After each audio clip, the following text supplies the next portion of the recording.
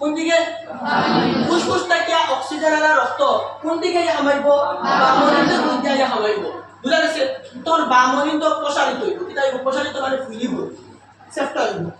এরপরে বামনিন্দ আবার সংকুচিত হইব কিতা হইব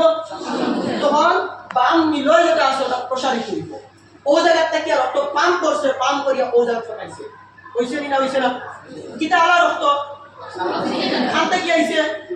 ফুসফুস থেকে এখন কিতা হইব এই যে বাম নিলয় যেটা আছে ওটা আবার প্রেস হইব মানে সংকুচন হইব সংকুচন হওয়ার পরে তখন এই যে মহাধমনী যেটা আছে ওটার মাধ্যমে শরীরের বিভিন্ন অংশের মধ্যে এই অক্সিজেন আলা রক্ত পরিস্থিতি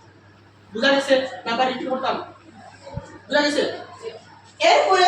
শরীরের বিভিন্ন অংশের মধ্যে কিটা উৎপন্ন হয়েছে কার্বন ডাই অক্সাইড উৎপন্ন হয়েছে তখন এই যে কার্বন ডাই অক্সাইড আলা রক্ত তখন এই মহাশিরার মধ্যে ইয়া হামাইব ডান অলিন্দ কোন জায়গা ডান অলিন্দ আইয়া কার্বন ডাই অক্সাইড আলা রক্ত হামাইছে হামানির পরে কম্প্রেস হইছে মানে এটা সংকুচন হইছে তখন কোন জায়গা পাইছে ডান নীলর মধ্যে রক্ত আইছে কেন আইছে ডান নীলর মধ্যে ওটা আবার যদি সংকুচন হইব তখন এই ফুসফুসীয় ধমনীর মধ্যে দিয়া রক্ত কোন জায়গা যাইব ফুসফুসের মধ্যে যাইব কি তারা রক্ত যাইব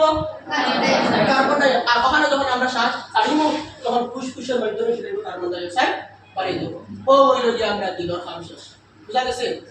সবচেয়ে বিজিয়েস্ট অর্গান কিটা